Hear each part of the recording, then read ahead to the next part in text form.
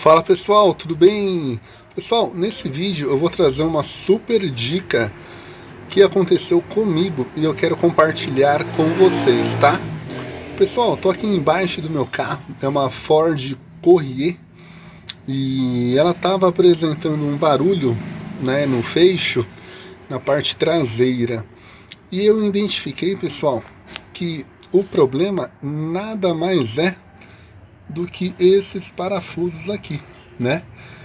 Onde com o passar do uso, né, do veículo, não sei porquê, ele tendeu, né, tende a afrouxar.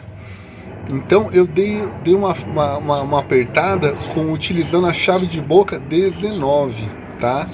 Você tem que ter uma 19 aí, uma chave de boca, para fazer esse aperto, tá? Eu vou colocar numa posição melhor aqui para vocês verem. Pessoal, são 4 parafusos, tá? Um no feixo direito e outro no feixo esquerdo, tá? Girando no sentido horário, tá? Vocês fazem o aperto normal, tá? Nada exagerado para não espanar, tá, pessoal? Agora pegou melhor. Então é isso, pessoal. Caso vocês estejam com algum tipo de barulho incômodo, meio que estralando, pode ser que seja isso. Dá uma olhadinha aí sem compromisso nenhum, tá? Com uma chave 19 e vê se tá meio frouxo, tá bom, pessoal? Então por hoje é só. Muito obrigado.